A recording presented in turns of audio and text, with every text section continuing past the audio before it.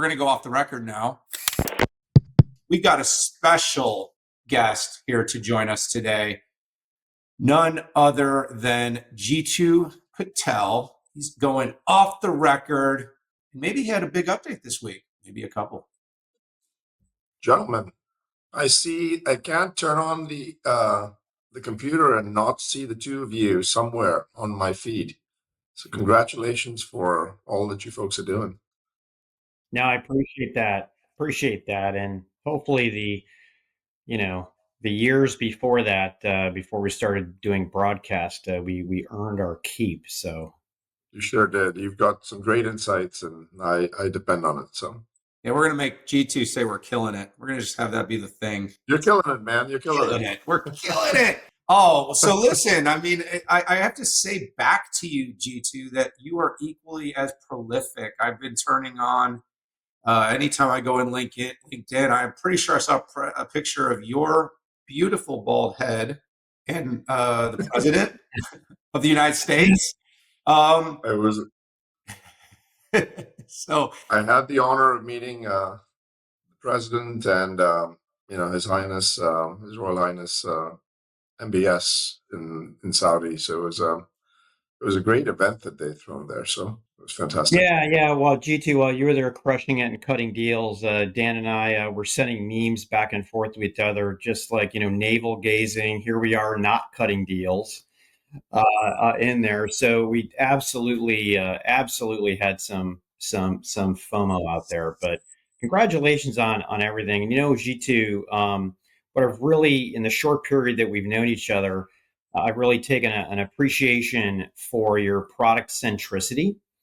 I am a recovering product person, as you know, 20 years doing this, and to watch you dive in and accelerate what's going on at Cisco puts a huge smile on my face. And it's good to see Chuck. He appreciates it. He sees what you've done in your team, but it's been really spectacular. Yeah, it's been an honor, and actually, a lot of these jobs, Patrick, as you know, like you get an undue amount of credit, but you have to have the team underneath to go out and execute. And we've got a hungry team that's actually working around the clock, and I'm so fortunate to be part of it. So I feel like Cisco has amazing technology, amazing people. It's not hard to lead a team like this.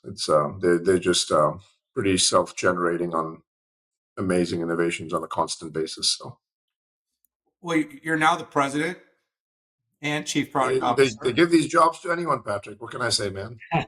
Well, I think that's humble. I think you're doing all the right things, giving credit to the team. Saying that they'll give these jobs to anyone, but I would say that the tide has turned. I mean, at earnings, they look great. The product roadmap, some of the wins, and we'll hit on some of those. But like in this new role with this new responsibility that's been given to you, what are talk about a few of your key focuses and key shifts that you're driving to make sure that Cisco really gets the lion's share of what it should in this current market with AI. So, Daniel, the way that at least I've thought about this is we are in probably one of the most seismic, shifts that has been witnessed by humanity. And I think, all assumptions that we've had about how, lives are going to be lived, work is going to be done, are going to be fundamentally different. And it's actually interesting because we normalize to the new normal so fast. I always give this example, like the first time you go sit in a Waymo, it feels like magic. And the second time you start kind of complaining about, the seat's not comfortable. The third time it's completely normal and you're like starting to do email. And it's, I think the compression of time for humans to start to get adjusted to these things that are really magical step function leaps are truly amazing. And so what we have to do as Cisco is we are an infrastructure company. We are a security company. We have to make sure that we fuel this movement that's going on with providing our infrastructure on the networking side, on the security side, on the observability side, on the data side of the house. And if we can continue to innovate to make sure that the momentum remains by build out of data centers, by making sure that you've got low latency connectivity. One of the big areas is how do we make sure that you reduce the amount of idle time for a GPU? And that happens when you actually have high-speed network connectivity. And that's where we play. The other big area that's super important in AI is safety and security and trust. And so, keeping AI itself safe and secure is pretty important.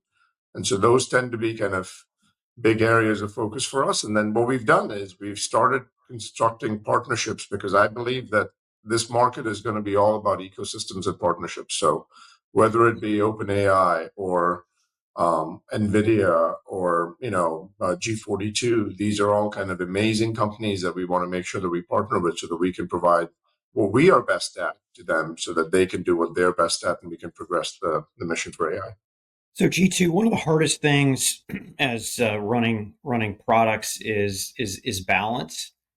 Whenever I had I a have none of client, that right now, man. There's no balance. yeah, definitely not talking about work-life balance. Talking about the balance between what you're trying to achieve, let's say that will pay off in 5 years, versus something that will give you some short-term revenue. And maybe there's not a difference in that, but how do you approach that right now, where there's a ton of investment that needs to be made right now inside of Cisco that might not pay off for a while? I think the pace is so fast right now that I have to be honest. Like a 5-year window, I'm just not smart enough to look out 5 years and know what's going to happen. We are thinking in and the reason for that is because I think scientific progress will have probably compounded 1,000x, 10,000x in that time window.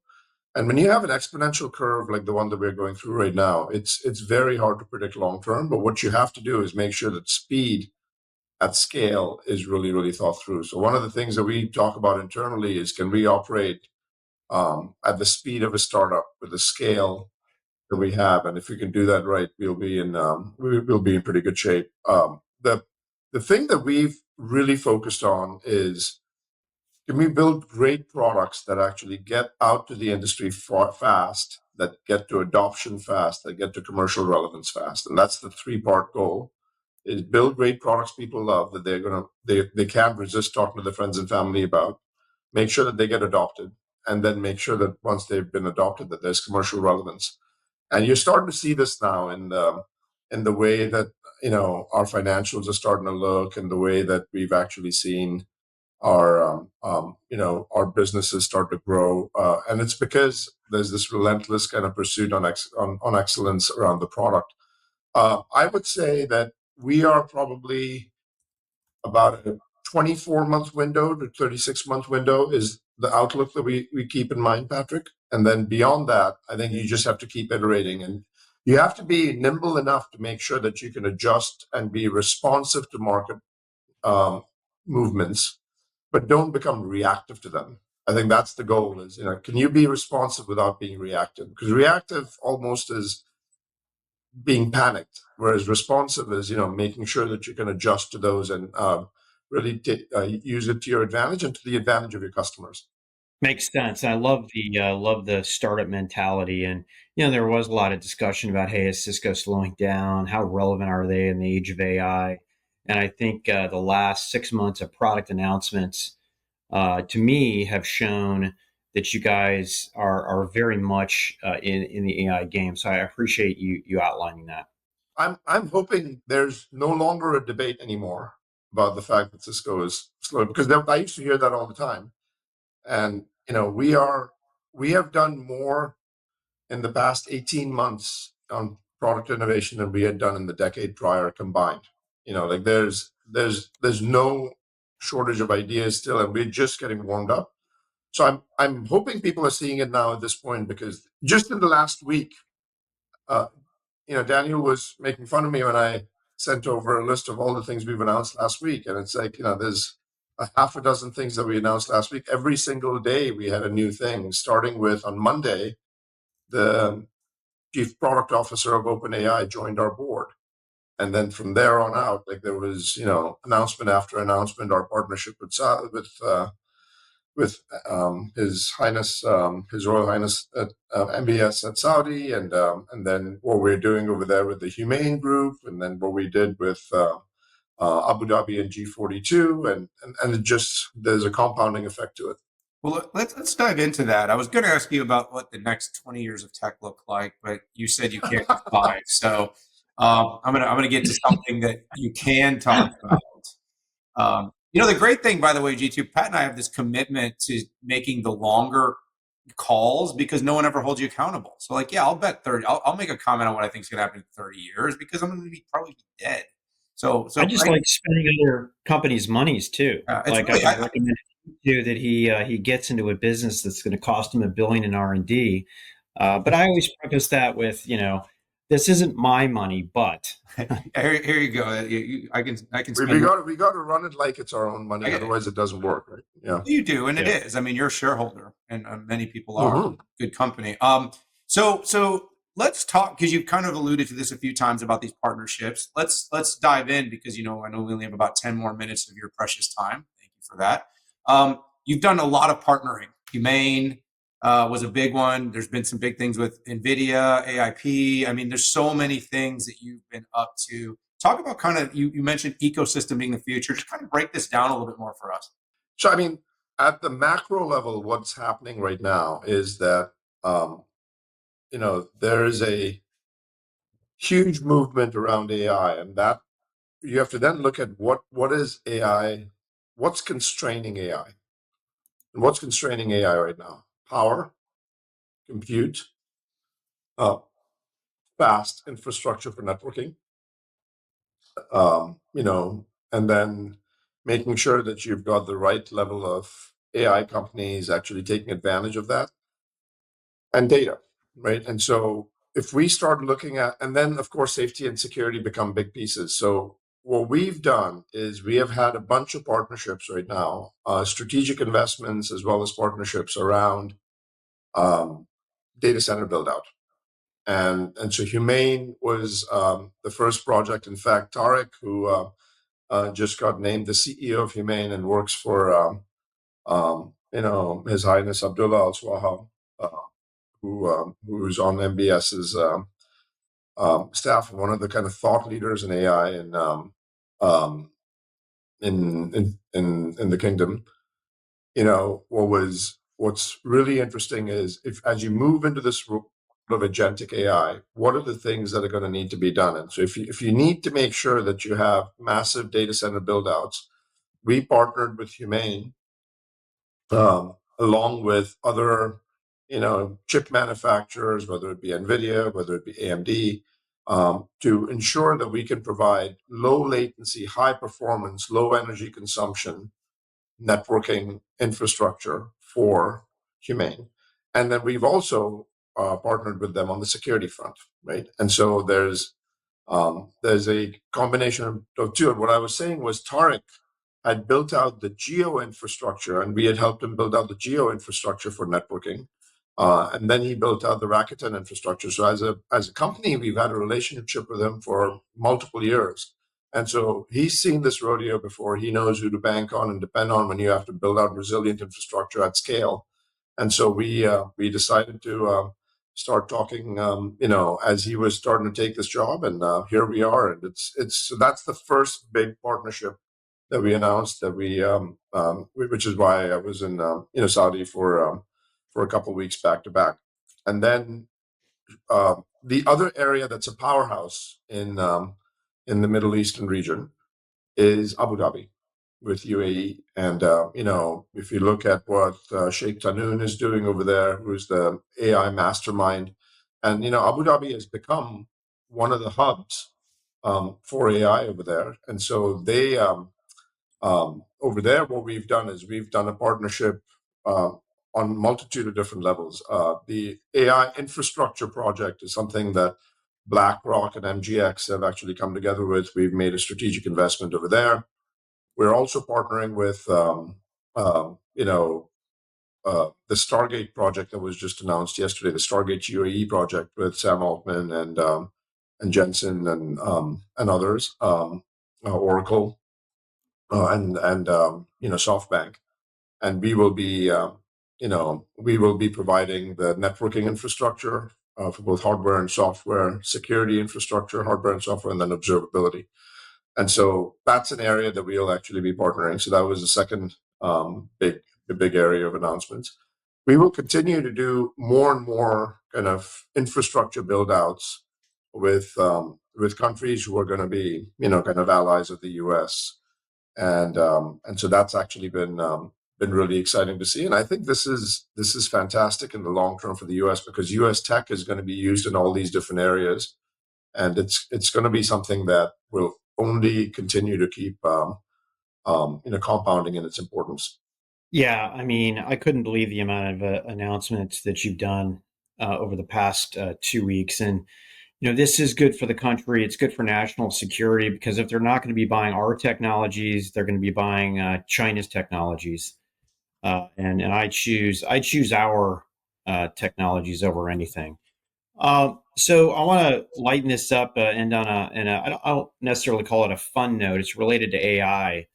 G2, but what's an AI product or subscription that you cannot live without right now?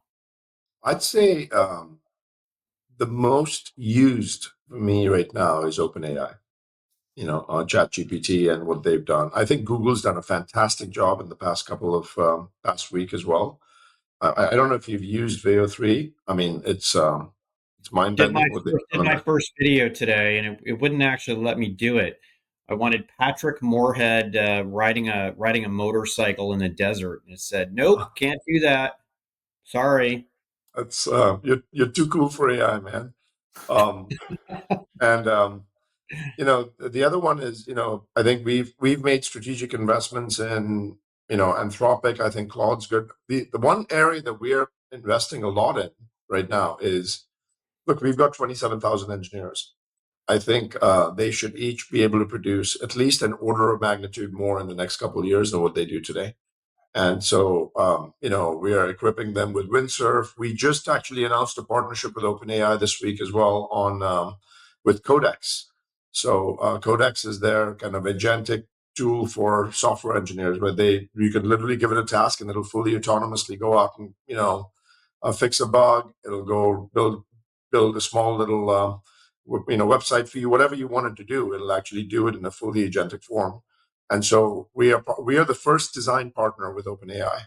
And so when you start thinking about the amount of stuff that's happening, both internally and externally, it's mind bending. And then last week or 2 weeks ago, we announced our own very first AI reasoning model, which is going to be open sourced for security.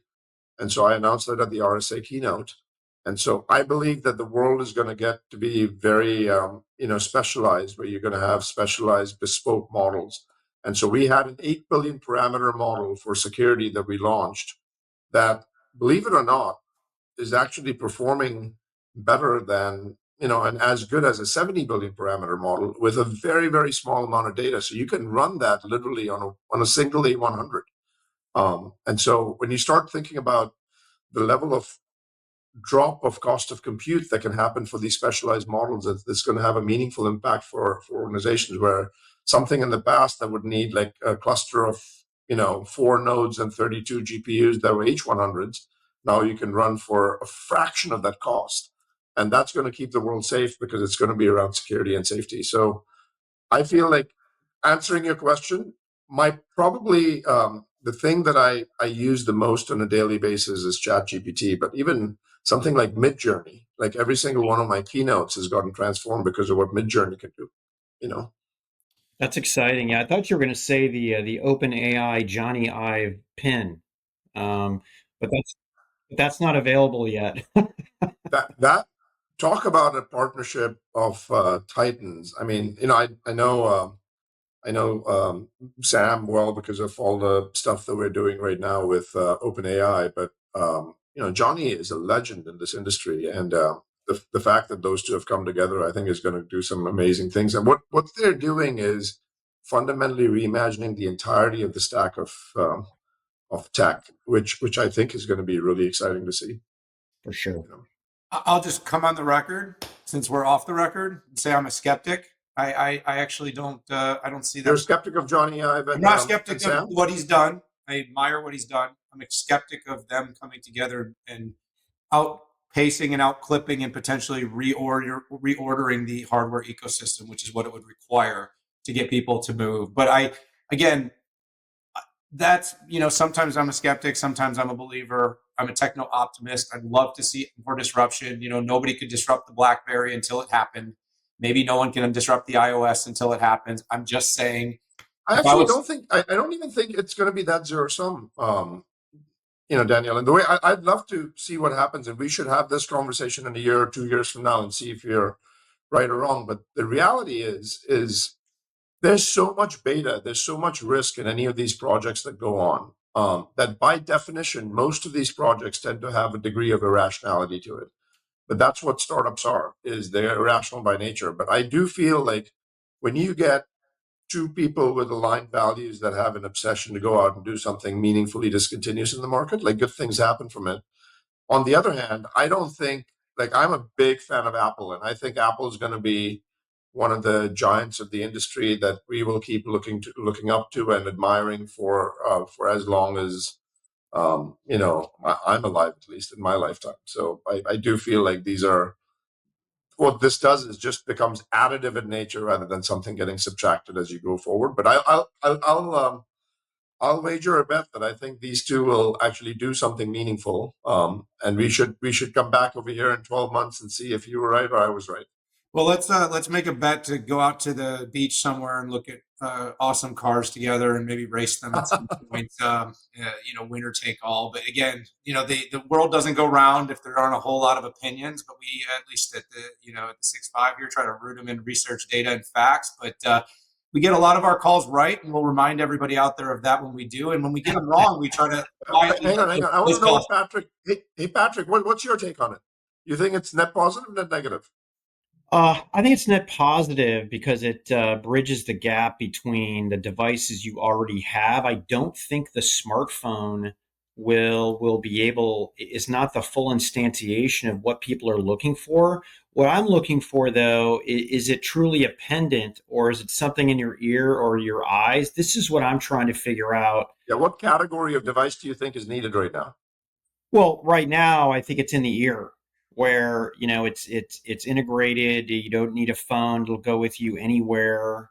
But the issue with that is it needs visual data. But I just think that it will take probably 5 to 10 years for people not to get creeped out by a camera that's on all the time. I know that Meta Ray-Ban has been a good case study. When we've moved, and I'm also realized that 20 years ago, if we had said that we would tell people online exactly where we are when we're there, we would have said, no, that's creepy. But it's a boiling frog. So to me, it's just the form factor. I think the form factor will likely be in the ear. I'll tell you this: I currently carry a PC, I carry an iPad, I carry a phone. And I know some people that also carry a separate kind of, remarkable notebook. So I think these things get to be additive rather than, subtractive, but it'll be interesting to see. It'll be in the eye. Has to be in the eye. We're too visual. Look, like the flip, Pat, I will be right, but unfortunately we will be dead before we know. Jeetu Patel, I can't wait to have you at our 6.5 Summit. Thank you so much for joining us here today. Looking forward to it. I know you probably have a bunch of other appearances, media, press, and new products to launch all today, because that's how fast you move. Let's have you back soon. We love chatting to you, my friend. Thank you so much for having me. See you, folks. Thank you.